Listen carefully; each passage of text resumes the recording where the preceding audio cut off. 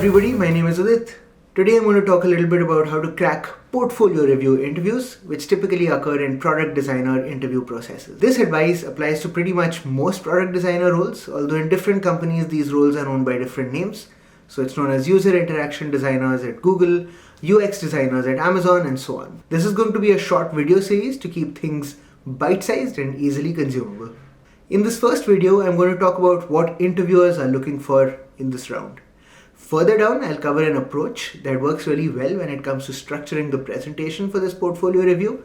The videos after that will cover tips and tricks for preparing the presentation, for preparing for the interview, questions you might get asked, and so on.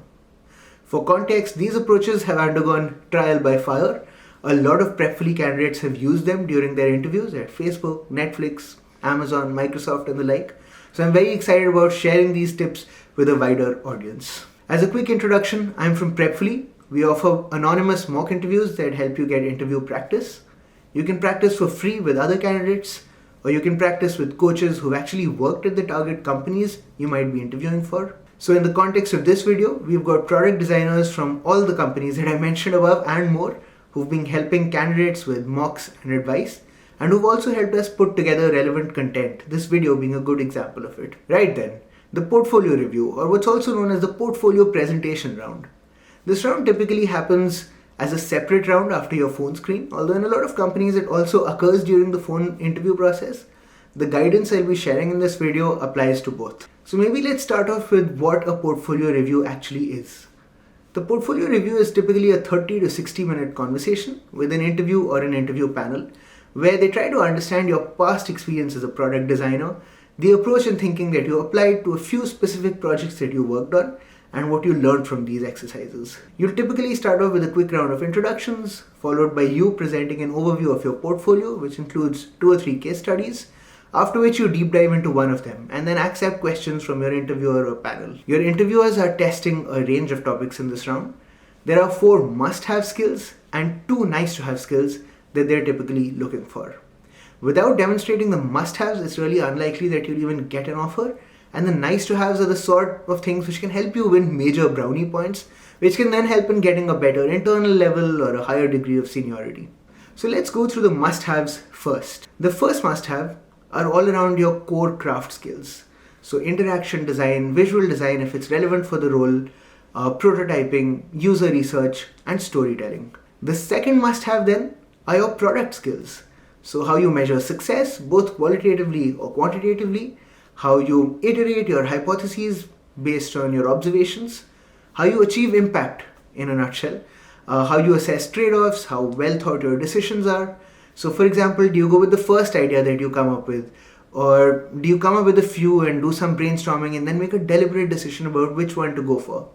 These skills often overlap with those of product managers, but it kind of makes sense that they come up in your interview as well because you're often driving these topics alongside the product manager in your team. The third must-have skill is collaboration. So how do you work with others? Do you incorporate other folks' feedback into your thinking? Do you influence their decisions and their thinking? How do you handle challenges and dependencies which might be outside your control? How you've handled disagreements in the past, both in tactical aspect, it could be something as small as a font or a color, but also in potentially more abstract topics, like for instance, fake door experiments, or potentially even on strategic topics like how easily accessible customer support should be, or maybe even who the primary customer is for a particular functionality. The fourth must-have skill is your dynamism. You'll get questions challenging your decisions or digging further into why you did certain things.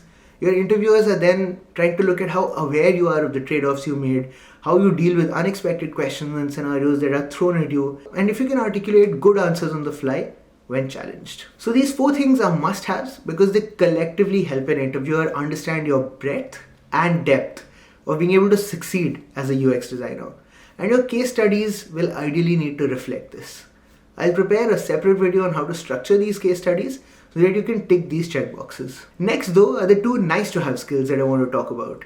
As I mentioned earlier, these are what typically give you an edge over other candidates, or which can help you win a higher compensation level or a seniority level. So it's really useful to try to keep these in mind and demonstrate them when you get an opportunity.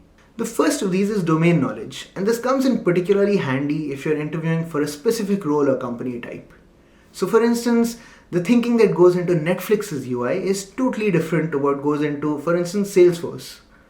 Technical design for an API product company like Stripe is going to be extremely different to the design of Zillow, for instance. Here, your interviewer is trying to get an idea of, have you done any past work which could be leveraged in this new role? And this leverage could exist in multiple different ways. It could be an insight into a type of customer. It could be experience working with a sales team. It could be an understanding of the underlying dynamics of an industry.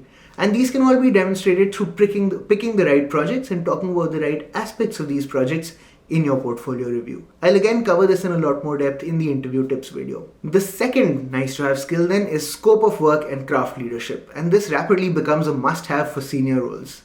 So this is all about how you set the standard for others and how you might have recognized their excellence. Were there any folks you mentored in the process? But also at the same time, the degree of coverage and influence that you had. Were you working on a feature or a product or a suite of products? Was it the first release or an incremental iteration? And how did you optimize for it? How you drove consistency or tried to achieve an integrated experience across a suite of products. Basically here, your interviewer is trying to assess the degree to which you've grown as a designer and the ease with which you both handle increased scope and increased complexity, but also in a way that defines and supports the product designer community, the organization you were part of. Good, then that's an overview of what interviewers are looking for in this round. In the next video, I'm going to talk through an approach used successfully by several candidates in structuring their presentation. In the meantime, if you'd like to practice presenting your portfolio, as I mentioned earlier, Prepfully supports free mock interviews with other candidates who are also in their interview journey.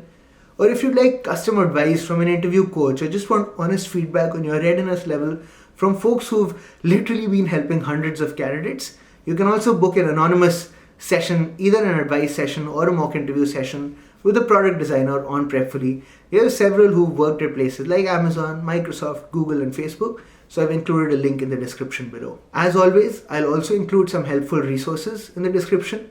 We've got a free interview question bank, we've got a lot of guides on the different nuances of product design interviews across different companies, and some additional content. If you have follow-up questions about this interview or about this video, please feel to ask in the comments below. If you like this video, don't forget to like and subscribe. And if there are specific topics you want me to focus on in future videos, please let me know and I'll be happy to do that as well. Good luck, and I look forward to seeing you in the next part of this series. Thanks for watching the video. If you liked it, please subscribe. Our website is prepfully.com. We've got lots of interview questions there. You can also schedule a mock interview with one of our experts. You can find the link in the description below. All the best from us at Prepfully, and we hope you totally rock your interview.